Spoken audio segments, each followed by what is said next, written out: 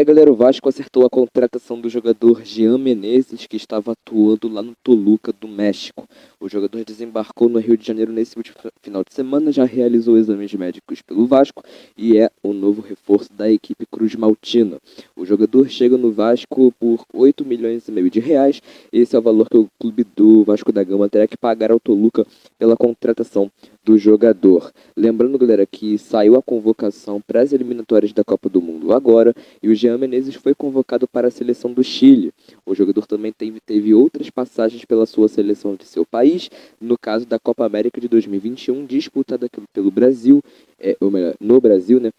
O Jean Menezes estava naquele elenco do Chile na disputa dessa Copa América e agora ele chega como novo reforço do Vasco. Ele assina um contrato até dezembro de 2026 e ele estava acertado com o Vasco desde o início da última semana. Porém, ele foi resolver os problemas burocráticos do contrato só nesse último fim de semana, por isso que o anúncio da sua contratação não saiu no meio da semana passada, porque todos os termos foram acertados nesse final de semana, então ele desembarcou no Rio, realizou exame e tudo mais, então o Vasco conseguiu contratar ele, vai ser o mais novo reforço do Vasco da Gama para essa temporada. Ele joga como armador, né, tem a característica de armador, mas joga como atacante pelo lado esquerdo.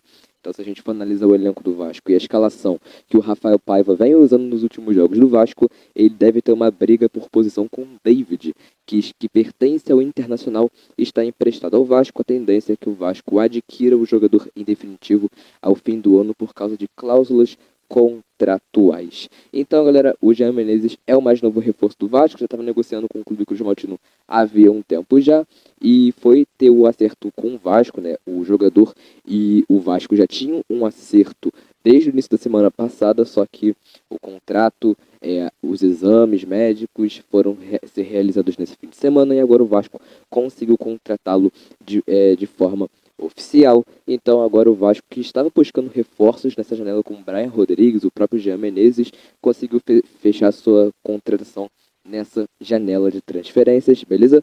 Por aqui eu ficando, curta, se inscreva, compartilhe. A gente se vê no próximo vídeo e tchau, tchau.